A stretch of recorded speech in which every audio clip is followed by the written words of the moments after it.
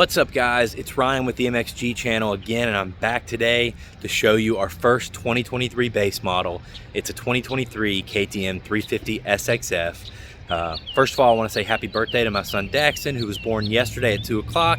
Jetted over here from the hospital real quick to do this walk around video for you guys.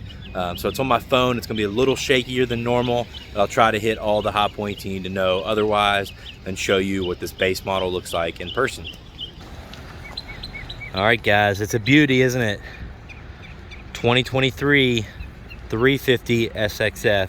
If you're unfamiliar with all the changes, if you've been living under a rock for the last 8 months, this is more or less the exact same changes to these base models as the factory edition. Sometimes we see some fine tuning by the time the base model comes out, or a correction of any hiccups from the factory edition. Haven't really heard of anything like that happening this year. Obviously, there's no factory edition 350, but the 350 shares 99% of the components from the 250. And yeah, guys, there didn't seem to be any hiccups with the factory edition this year. So the base model is the exact same bike in just a slightly different color scheme. They threw a little bit of the purple on, which is interesting. Everybody thought that was kind of an April Fool's joke when they started talking about purple on April 1st. And it kind of was, it kind of wasn't, because they added purple in pretty much all the 23 models, which is really cool. So yeah, guys, new frame, new engine on the 250, 350, and 450 this year. New suspension. Everything's new. The only pieces that will really carry over are the front wheel and the handlebars, I believe. Maybe the handlebar mounts. But yeah, everything else is brand new. And as far as talking about 350 specifically, this is the bike I call the sweet spot. And the reason I call it that is because you get almost as much power as the 450.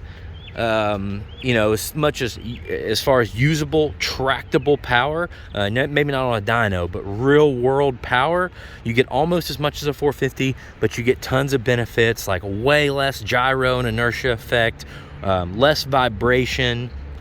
This thing leans over and back. You can adjust direction on it, a good bit easier than a 450. It doesn't wear you out as much. So for a vet rider or a lighter guy, these things are the sweet spot. So I have not got to ride a new gen 250 or 350 yet, but I cannot wait to. Hopefully soon. I want to say congratulations to my buddy Dustin, who's gonna be taking this bike home today. I'll tag his YouTube down in the description below, and you can give him a follow and check out some riding footage of this thing. I'm sure he'll have up soon. But absolute beautiful machine. I love that they did the orange seat on the base models too, because I love a colored seat. And this not only is it orange, but it's got a grippy texture as well. You'll remember the seats on these, one short bolt in the front, where the last generation had one long bolt through the back, and the generation before that had 2 bolts like we'd seen standard for years. These SXF models have the quick shift. If you're not familiar with the quick shift, it is a sensor on the shift drum that allows you to basically shift without the clutch and at full load. So there's a sensor that will hesitate the bike when it feels you shifting. If you have quick shift turned on your switch here.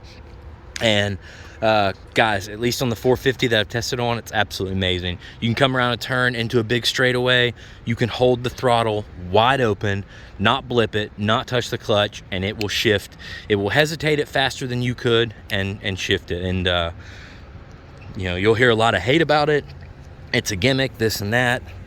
I promise you all those guys haven't rode it, because I try to be skeptical about all of these new techs, and I've rode it on motocross tracks and turn tracks, and I'm telling you, it's pretty cool. I'd rather have it than not have it, because why not?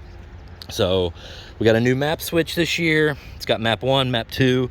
Map 1 is going to be your mellow map, your more passive map. Map 2 is your more aggressive map. Now let me tell you, on the 1922 gens, at least on the 450 for sure, map 1 and map 2 felt like a huge difference to me. Map 1 was too mellow for me. But on my new gen 450 23, the maps are a little closer together. I don't feel quite as big of a difference. You've got traction control and quick shift are your other two buttons. And then finally, after I thought they should have done this years ago, they put the start and stop switch in the same housing here. So you free up some handlebar space, get rid of one wire. It just makes sense. This took me a little time to get used to too, but once you do, you absolutely love it. So as far as suspension, shock's a little shorter this year, guys, and it's completely hand adjustable. So you've got high speed, low speed hand adjustments here via plastic clickers, and the same thing on the bottom. Check that out. Easily adjustable. Suspension felt, I already liked it on the 19, but it felt much improved for the 23. Another cool thing to keep in mind is that KTM, I think for the first time ever, has completely matched their chassis as far as same exact chassis, 250, 350, 450. So that means same motor mount points as well. So yes, you could take this 350 engine out, put a 450 engine in and go race this bike, for example. I'm not sure what kind of real world use that will really have, but what would be cool is if you were to lose an engine, it's going to make it easier to find chassis or sell chassis or do something else with your chassis or change up your bikes, because they're all the same. And it keeps manufacturing costs down for KTM. But don't let that fool you guys, because this chassis is insanely improved for 2023. The way I like to say it is, I have a 2020 YZ450F I ride in some videos at home, and that chassis is very rigid. It's extremely rigid. The aluminum doesn't flex. On my 19 steel frame, it flexes kind of too much. It's kind of wallowy feeling in some sections. This is somewhere right in the middle, guys. Right between an aluminum frame and the past steel frames, you have enough rigidity and enough flex. Very cool. Yeah, guys, just a sweet bike. I'll leave it there for now. I'm going to be adding some other points and some other walk-arounds. I'm going to give you guys walk-arounds of all the 2023 base models. So this is your channel. Hit the subscribe button if you appreciate these. I'll see you all in the next video.